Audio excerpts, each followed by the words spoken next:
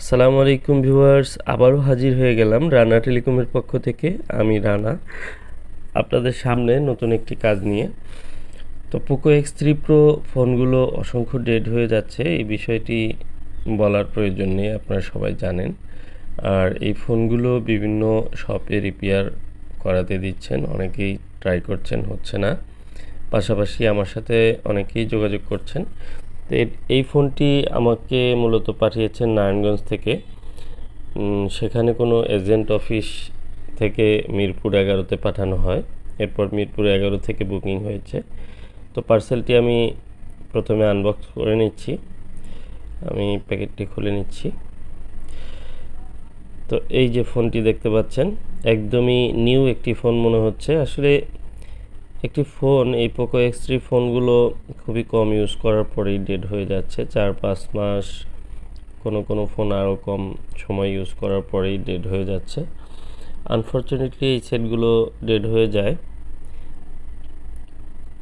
অনেক ফোন আছে আপডেট দেওয়ার পর ডেড হয়, কোনো ফোন আছে আপডেট না দিলেও ডেড হয়ে যায়। দেখুন, সিম ট্রেটা কিন্তু নেই এখানে, যে সিম ট্রে থাকার কথা ছিল, বাট সিম ট্রে আমি দেখতে পাচ্ছি না। হয়তো এটি রেখে দিয়েছেন অথবা প্যাকেটের ভিতরে থাকতে পারে, কিন্তু ফোনের সঙ্গে আমি কোনো সিম ট্রে পেলাম না। আমি ফোনটি প্রথমে ওপেন করে নিচ্ছি।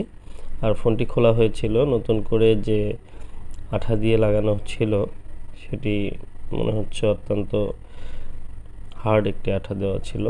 যাই হোক, তা আমি প্রথমে স্ক্রুগুলো খুলে নিব।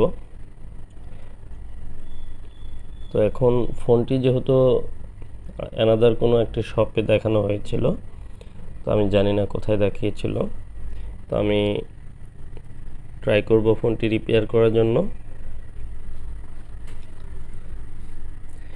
দেখতে পাচ্ছি পাওয়ার সেকশনে কাজ করা হয়েছে, মূলত পাওয়ারের যে স্টিলের ঢাকনাটি সেটি খুলে কাজ করা হয়েছে। পাওয়ার কোনো রেসপন্স নেই, পাওয়ারের কোনো রিডিং নেই, পাশাপাশি মনে হচ্ছে একটু শর্ট রয়েছে। তো আমি ক্যামেরাগুলো খুলে নিচ্ছি আগে, কারণ ক্যামেরাতে যেন ধুলাবালি না পড়ে।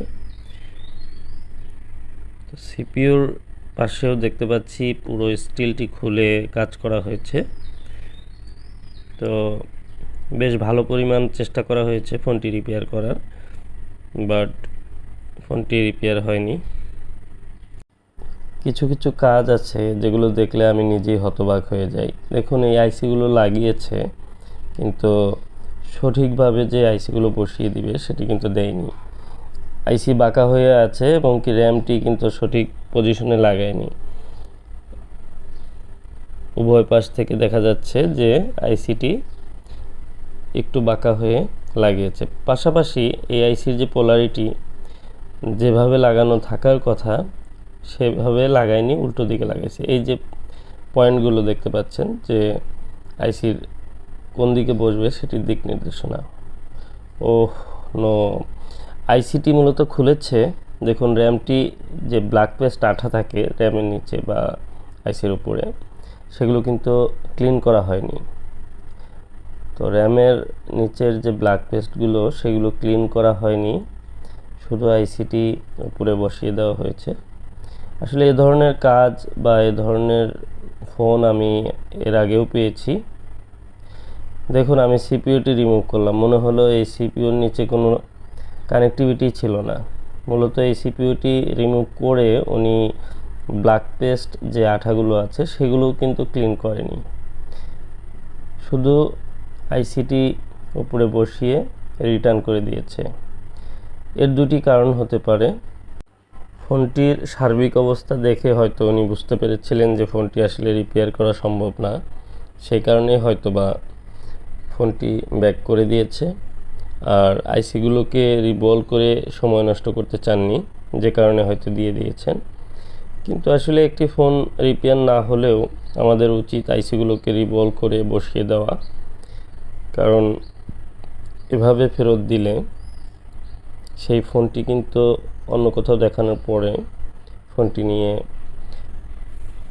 খারাপ ধারণা বা অন্য একজন টেকনিশিয়ান কিন্তু বলতে পারে। আর এই কাজটি আমি আপনাদের সাথে শেয়ার করলাম এই কারণেই যে এটি কিন্তু আমার রেপুটেশনের ব্যাপার হতে পারে। কারণ এই ফোনটি যদি অন্য কোথাও দেখানো হয় সেক্ষেত্রে কিন্তু বলতে পারে যে ভুলটি হয়তো আমারই ছিল। তো যা হোক, এ ধরনের কাজ অনেক পেয়ে থাকি, যেগুলো বিভিন্ন জায়গায় রিপেয়ার করতে দেন ওনারা। দেওয়ার পরে ফোনগুলো কিন্তু সেখানেই ডেড হয়ে যায়, পরবর্তীতে ফোনগুলো আর রিপেয়ার করা সম্ভব হয় না। তো আমি আজকের এই ফোনটি আমি নিজে রিভলভ করব। প্রথমে আমি ক্লিন করে নিচ্ছি, কারণ এই সিপিইউর যে বলগুলো এগুলো পরিষ্কার করার পর আমি ফোনের যে নর্মাল রিডিংটা সেই রিডিংটি দেখার চেষ্টা করব যে নর্মাল রিডিং আছে কি না। রিডিং যদি সঠিক থাকে সেক্ষেত্রে আমি সিপিইউটি একবার রিভলভ করে ট্রাই করব, কারণ সিপিইউটি যে অবস্থায় রিমুভ করা হয়েছে হয়তোবা যিনি রিমুভ করেছেন তিনি কনফার্ম ছিলেন যে আইসিটি হয়তো খারাপ, বা রিমুভ করার সময় হয়তো আইসিটি খারাপ হয়ে যেতে পারে, সে কারণেই হয়তো তিনি রিভলভ করে দেননি।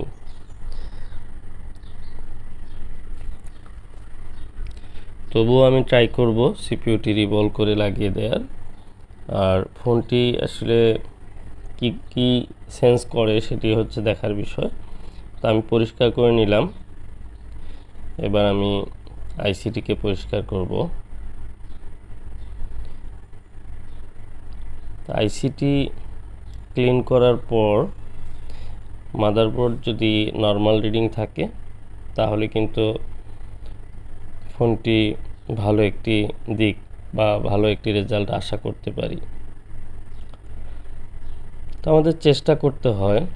সবচেয়ে বড় কথা হলো যে এই রিপেয়ার করা ফোনগুলোতে অনেক বেশি কাজ করতে হয়, অনেক বেশি সময় দিতে হয়। যে ফোনগুলো বিভিন্ন কাজ করা থাকে সেই ফোনগুলোতে প্রবলেমগুলোও বেশি থাকে এবং সেগুলো কাজ করতে গিয়ে সময়ও বেশি লাগে। একটি ফ্রেশ মাদারবোর্ড যখন কাজ করি সেটি কাজ করতে যতটুকু কম সময় লাগে একটি রিপেয়ার করা মাদারবোর্ডে কাজ করতে অনেক 2 গুণ বা 3 গুণ সময় লাগে। যা হোক, আমি আইসিটি রিবলিং করে নেব। আইসি রিবলিংয়ের জন্য আমি রিবলিং প্লেটটি বসিয়ে নিচ্ছি।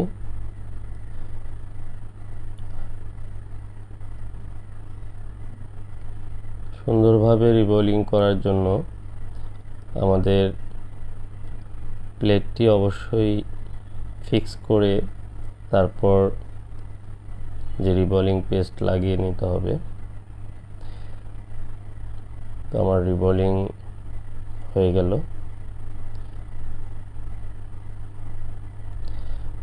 এবার আমি আইসিটি খুলে বলগুলো চেক করে নেব। দুর্ভাগ্যবশত মাইক্রোস্কোপের ভিডিওটি শেয়ার হচ্ছে না, কারণ মাইক্রোস্কোপের যে স্টোরেজ রয়েছে সেটি ফুল হয়ে গিয়েছে। আর অসংখ্য ফোনের কাজ করেছি ইতিমধ্যে, কিন্তু সময়ের স্বল্পতার কারণে আমি ভিডিও শেয়ার করতে পারছি না। তো অনেক ভিডিও রয়ে গেছে, হয়তো আগামীতে শেয়ার করা হবে। তো আমি এখন যে রিডিং দেখতে পেলাম, আসলে আমি সিপিইউ রিভলভ করে নিলাম, বাট সিপিইউটি লাগানোর মতো সাহস পাচ্ছে না, কারণ মাদারবোর্ডটি শর্ট। তো পাওয়ার সেকশনে যদি ফল্ট থাকে সিপিইউ লাগিয়ে কোনো লাভ নেই। তো এবার আমি পাওয়ার আইসিটি রিমুভ করে নেব। দুর্ভাগ্যবশত যে আমার মাইক্রোস্কোপের ভিডিওটি সেটি স্টোরেজ ফুল হয়ে যাওয়ার কারণে আমি আপনাদের শেয়ার করতে পারছি না। কিন্তু দেখুন আমি কি দেখতে পাচ্ছি, আসলে এই পাওয়ার আইসির নিচের সব বলগুলো ঠিকমতো লাগেনি, কিছু বল শর্ট হয়ে আছে। তো একটি ফোনের বিভিন্ন অংশে যখন কাজ করা থাকে তখন সেই ফোনগুলো কিন্তু রিপেয়ার করা আমাদের জন্য অনেক কঠিন হয়ে যায়। আর একটি ফোন নিয়ে লং টাইম সময় দেওয়া এটি আসলে সম্ভব হয় না। আপনারা বলতে পারেন যে একটি ফোন রিপেয়ার হবে না কেন? অবশ্যই হবে। আসলে একটি ফোন যদি 2 থেকে 3 দিন সময় ব্যয় করা যায়, তাহলে ফোনগুলো হয়তো বা আইসিগুলো ভালো থাকলে সম্ভব হতে পারে। বাট একটি ফোনের পিছনে এত সময় ব্যয় করা, সেটি অনেক কষ্টসাধ্য। এরপরেও আমি এই ফোনটিতে ট্রাই করছি। তো পাওয়ার আইসিটি দেখতে পাচ্ছি, পাওয়ার আইসির কর্নারে একটি লাইন একদম পুড়ে গিয়েছে। তো আসলে এতটাই খারাপ অবস্থা, এই আইসিটি চেঞ্জ করে আমাকে অন্য একটি আইসি লাগাতে হবে। তো আমার এখানে অলরেডি পাওয়ার আইসি রয়েছে আরও 2টি। তো আমি দেখে নিচ্ছি কোন আইসিটি ভালো। তো ওনার যে আইসিটি, সেটির কর্নারের একটি বল বার্ন হয়ে গিয়েছে। তো কর্নারে একটি বল কখন পুড়ে যায়? যখন এই আইসিটি শর্ট হয়ে যায় অথবা আদার্স কোনো কম্পোনেন্ট শর্ট হয়ে যায়। হাই ভোল্টেজ ফিকশন হওয়ার কারণে এই আইসিগুলো কিন্তু শর্ট হয়ে পুড়ে যায়। তো সেক্ষেত্রে আইসিটি খারাপ ধরে নিতে হবে। তো আমি আরেকটি আইসি লাগিয়ে নিচ্ছি। এই আইসি লাগানোর পর আমার যে নর্মাল রিডিং, আপনারা জানেন যে একটি ফোনের সিপিইউ না থাকলেও ফোনটি যখন পাওয়ারে কিক করা হবে তখন একটি স্টার্টিং রিডিং নেবে। স্টার্টিং রিডিংটা কি? এটি হচ্ছে একটি পালস, যে পালসটি পাওয়ার সুইচিং করবে। পাওয়ারটি সুইচিং করা মাত্রই আপনার পাওয়ার সেকশন থেকে যে ভোল্টেজগুলো, যে ভিরেজ ভোল্টেজগুলো, মানে ভোল্টেজ রেগুলেটর, তো এই ভোল্টেজগুলো যখন সিপিইউকে দেওয়ার চেষ্টা করবে, ফ্ল্যাশ আইসিকে দেওয়ার চেষ্টা করবে, তখন একটি রিডিং আপনার ডিসি মিটারে শো করবে। তো আমার পাওয়ার আইসি লাগানোর পরেও আপনার ফোনটি কিন্তু শর্ট দেখাচ্ছে। এখানে 10% শর্ট দেখাচ্ছে। আসলে 10 কারেন্ট কনজিউম করছে, 10 মিলি অ্যাম্পিয়ার। তো এক্ষেত্রে আসলে পূর্বের যে আইসিটি ছিল সেটি 1 মিলি অ্যাম্পিয়ার অটো কনজিউম ছিল এবং কি পাওয়ারে কোনো রিডিং ছিল না। তো এটি 10 মিলি অ্যাম্পিয়ার নিচ্ছে, পাওয়ারে কোনো রিডিং নেই। তো আমি আরেকটি আইসি চেঞ্জ করে নেব। পাশাপাশি এই শর্টটি আমি ফাইন্ড আউট করার চেষ্টা করব। সেক্ষেত্রে আসলে এই ফোনটি একটু ডিফিকাল্ট, কারণ হচ্ছে যে এই শর্ট ফাইন্ড আউট করতে বা আইসিটি অবশ্যই চেঞ্জ করতে হবে, পাওয়ার আইসিটি, যেহেতু এটি পুড়ে গিয়েছে। তো পাশাপাশি আরেকটি যে পাওয়ার আইসি রয়েছে সেটিও দেখতে হবে। আর এটির পাওয়ার যদি কমপ্লিট হয়, এরপর আমার সিপিইউটি ভালো আছে কিনা, র্যামটি ভালো আছে কিনা, সেটি কিন্তু পরের বিষয় রয়েই গেল। তো একটি ফোনে অনিশ্চিতভাবে কাজ করা আমাদের জন্য অনেক কঠিন হয়ে যায়। তো আমি চেষ্টা করব তার আইসিগুলোকে আগে চেক করার, কারণ পাওয়ার সেকশন কমপ্লিট করার পর যদি আইসিগুলো খারাপ থাকে, সেক্ষেত্রে কিন্তু কোনো লাভ হবে না। পাওয়ার সেকশনটি 1 থেকে 2 ঘন্টা সময় ব্যয় করে যদি কমপ্লিট করার পর সিপিইউটি ভালো না থাকে, সময়টি লস হয়ে যাবে। তো আমি চেষ্টা করব আগে ফোনটিতে সহজে পাওয়ার সেকশনটি একটু দেখার। আর পাওয়ার সেকশনটি মোটামুটি কমপ্লিট হয়ে গেলে, রিডিং যদি করে, সেক্ষেত্রে আমি সিপিইউটি চেক করে নেব। দেখুন, একটি ফোনের যখন পাওয়ার সেকশনটি সম্পূর্ণ ওকে থাকে বা এই পাশটি যদি স্টিলটি খোলা না হয়, তো সেক্ষেত্রে আমরা ধরে নিই এই ফোনটি পাওয়ার সেকশন কমপ্লিট আছে। কারণ আমি যতগুলো কাজ করেছি আপনারা দেখেছেন যে আমি শুধুমাত্র সিপিইউতে কাজ করেছি, কারণ পাওয়ার সেকশনে কোনো কাজ করার প্রয়োজন হয়নি। কারণ এই ফোনগুলো রিডিং দেখলেই বোঝা যায় যে এই ফোনগুলো আসলে পাওয়ার সেকশন কোনো প্রবলেম আছে কিনা। প্রত্যেকটি সিপিইউর ভোল্টেজ, র্যাম, সিপিইউ এবং এমএমসি সবগুলো ভোল্টেজ ঠিকঠাক মতো পাচ্ছে, সেক্ষেত্রে তো আপনার পাওয়ার সেকশন কমপ্লিট থাকারই কথা। তো যা হোক, আমরা প্রচুর ডায়াগনোসিস করেই সিদ্ধান্ত নিয়েছি যে এটি সিপিইউটি রিবোলিংয়ের মাধ্যমেই ডেড প্রবলেমগুলো ফিক্স হয়।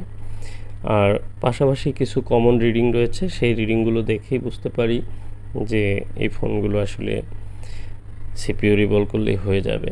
সেক্ষেত্রে আমরা 80-90% কনফার্ম থেকেই তারপর কিন্তু সিপিইউটি রিভলভ করি। তো এখন যে রিডিংটি আছে আসলে সেই রিডিংয়ে আমার আইসিগুলো সম্পূর্ণ খুলে এরপর দেখতে হবে।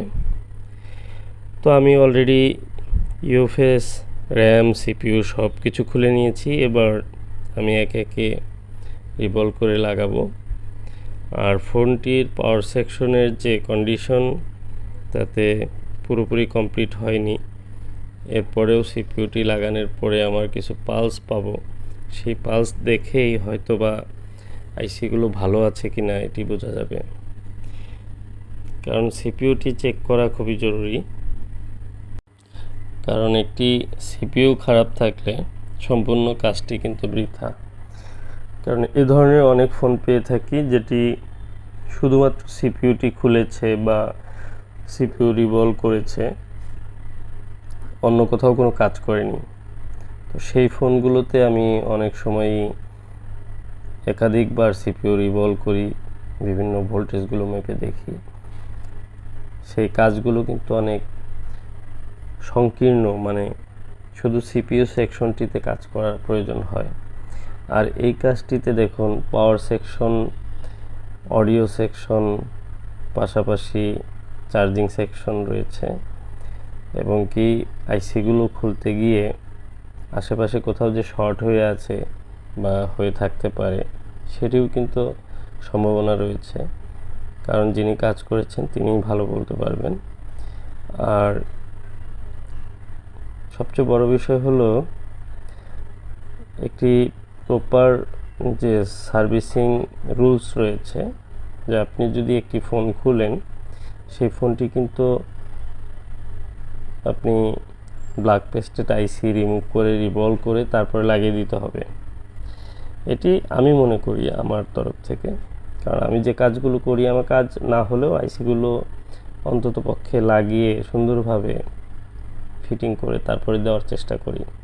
তো এই ফোনটি আমি এর আগেও নারায়ণগঞ্জ থেকে আরেকটি ফোন পেয়েছিলাম, সেই ফোনটিতেও কিন্তু এই ধরনের ব্ল্যাক পেস্টেড আঠা যে গ্লু থাকে সেটি টোটালি কোনো কাট করেনি, শুধু আইসিটি রিমুভ করেছে। আর আইসি রিমুভ করার পর নিচে অনেকগুলো লাইন মিসিং হয়ে গিয়েছে, এক কথায় বলগুলো একদমই উঠে গিয়েছে আইসি থেকে এবং মাদারবোর্ড থেকে। তো এই অবস্থা দেখে উনি আর ওই আইসিটিকে রিভলভও করেনি, পরিষ্কারও করেনি, সরাসরি ওই ব্ল্যাক পেস্টের উপরে হালকা করে চাপ দিয়ে বসিয়ে দিয়েছে, তাও সঠিক পজিশনেও বসায়নি এবং কি মাদারবোর্ডটি ক্লিনও করেনি। তো এরকম অবস্থায় পাঠিয়ে দিয়েছে ফোনটি বা ব্যাগ দিয়ে দিয়েছে। তো ফোনের যে ওনার, উনি আবার ফোনটি আমার কাছে রিপেয়ার করতে দিয়েছে। তো ফোনটি দেখে আমি বুঝতে পারলাম যে ফোনটি আসলে না হওয়ার মতো। এরপরেও কিন্তু আমি ফ্ল্যাশার আইসি, সিপিইউ সব কিছু রিভলভ করে সুন্দর করে লাগিয়ে তারপরে ওনাকে রিটার্ন দিয়েছি।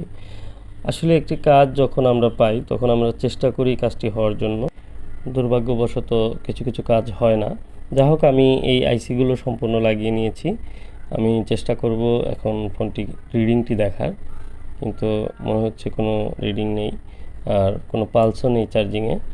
তো আমি দেখতে পাচ্ছি এটি শর্ট রয়েছে, শর্ট দেখাচ্ছে, কিন্তু মাদারবোর্ডটি গরম হচ্ছে না।